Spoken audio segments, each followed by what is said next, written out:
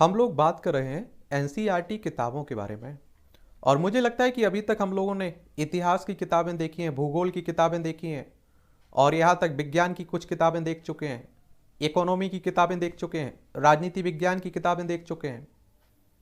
तो आप लोगों की समझ में आ गया होगा कि आपकी यूपीएससी यानी कि सिविल सर्विस आईएएस और स्टेट पीसीएस के लिए एनसीईआरटी किताबें कितना महत्वपूर्ण स्थान रखती हैं आपकी तैयारी में।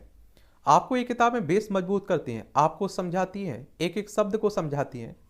और इसीलिए मैं कहता हूं कि कम से कम 2 से 3 बार एनसीईआरटी किताबों को हर हाल में आप लोग पढ़ लीजिए, कवर कर लीजिएगा इन्हें। ठीक है। और किताबों को पढ़ने से पहले कुछ बातों को मुझे लगता है आपको ध्यान रखना चाहिए। जब आप लोग कोई किताब खरीद के लाते हैं, उसे पढ़ना शुरू करते हैं, तो पहली बार में कोई नोट्स बनाने का काम आपको नहीं करना है। बस आप लोगों को बड़े ध्यान से उस किताब को एक ओवरव्यू लेना है और बड़े ध्यान से उस किताब को पढ़ना है। और जब 1 से 2 बार आप लोग किताब को पढ़ लेंगे ना, तो आपकी समझ में आ जाएगा कि आप लोगों को किन पॉइंटों का नोट्स बनाना है। मैं हमेशा कहता हूं आपसे, 90 से 95% नोट्स बनाने का काम आप लोग अपने दिमाग में करिए।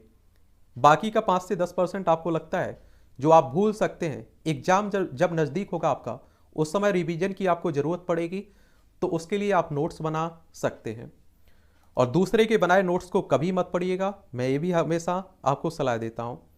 और अगर आपके दिमाग में यूपीएससी एग्जाम से संबंधित कोई भी डाउट है, आप कुछ भी नहीं जानते हैं यूपीएससी एग्जाम के बारे में, तब आप लोग अगर यूपीएससी एग्जाम के नाम से जो प्लेलिस्ट सूची बनी हुई है, इसे कवर कर लेते हैं, तो आपके हर सवाल का जवाब आपको बहुत ही आसान शब्दों में मिल जाएगा। एमपीपीएससी वालों, तुम्हारे लिए भी बहुत सारी क्लासें कवर की हुई हैं, तो तुम लोग जाकर भी इसे देख सकते हैं।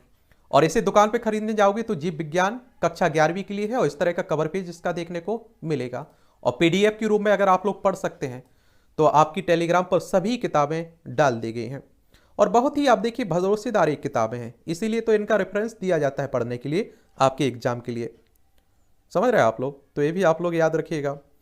और जो संस्था है एनसीईआरटी, जिसे आप लोग इंग्लिश में national council of education research and training इसका पूरा नाम है, एक भारत सरकार का एक स्वायत्त संगठन है, जिसे 1961 में सोसाइटी पंजीकरण अधिनियम के तहत एक तरह स्थापित किया गया था। नई दिल्ली में इसका हेडक्वार्टर आपको देखने को मिलेगा। और बड़ी रिसर्च करके ये किताबें लिखी जाती हैं। समझ रहे हैं आप लोग?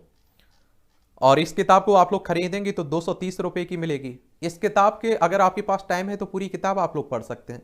अगर टाइम नहीं है तो 2 यूनिट आप लोगों को हर हाल में इस किताब में कवर करनी है। कौन कौन सी यूनिट कवर करनी है उन्हें भी बता देता हूं।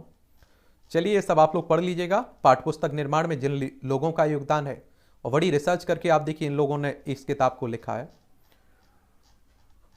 और शिक्षकों विद्यार्थियों के लिए ध्यान रखने के लिए कुछ बातें हैं यहाँ, इन्हें भी आप लोग देख लीजिएगा।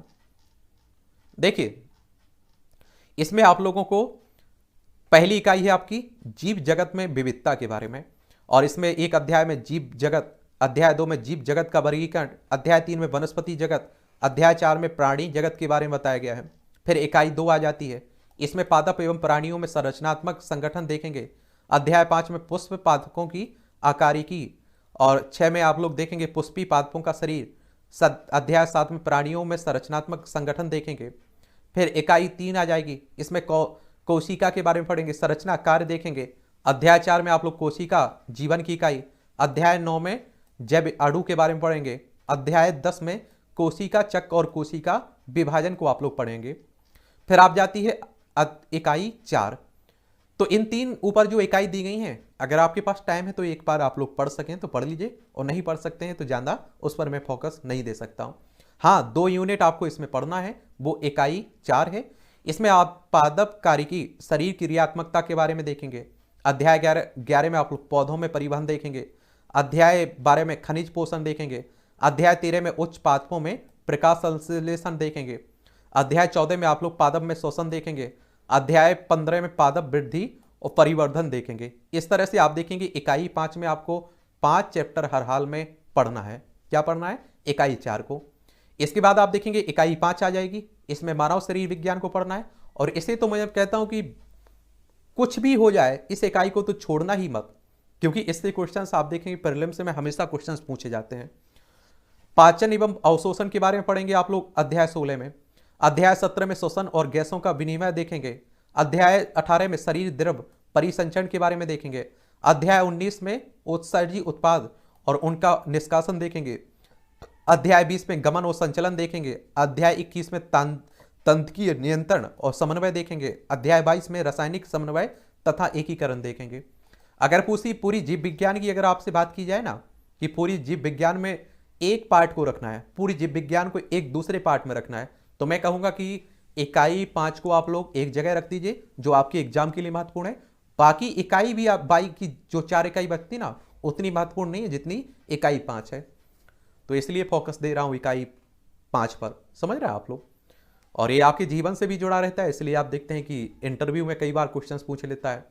हर जगह प्रीलिम्स हो, मुख्य परीक्षा हो, इंटरव्यू हो, हर जगह एक किताबें आपको मदद करती हैं, ये चैप्टर आपको मदद करती हैं और निजी जिंदगी में भी आपको काफ़ी मदद इससे मिलती है। तो एक कक्षा 11वीं की जीव विज्ञान की किताब हो गई, इसके बारे में भी पढ़ लीजिए आप लोग। और आपका अगर कोई सवाल हो, सुझाव हो तो मुझे बता सकते हैं।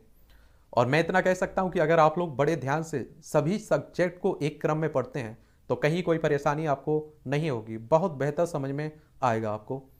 तो जब भी कोई सब्जेक्ट एनसीईआरटी का उठाकर देखते हैं, चाहे इतिहास हो, विज्ञान हो, कोई भी हो, तो पहले एक सब्जेक्ट को खत्म करिए, कक्षा 6वीं से लेकर 12वीं तक की सभी किताबें उसकी, फिर दूसरा सब्जेक्ट उठाकर उसे पढ़ना शुरू करिए। ऐसा करोगे तो बहुत बेहतर समझ में आएगा आपको। चलिए, तो कक्षा 12वीं की कुछ विज्ञान की किताबें हैं, उन्हें भी हम लोग देख लेंगे और इसी के साथ आप देखेंगे कि आपकी एनसीईआरटी किताबें जो आपके एग्जाम के लिए महत्वपूर्ण है उन सब के बारे में हम लोग बात कर चुके हैं। अब पढ़ना आपको है, कैसे पढ़ेंगे, कितने टाइम लगेगा, ये आप पर निर्भर करता है। ठीक है।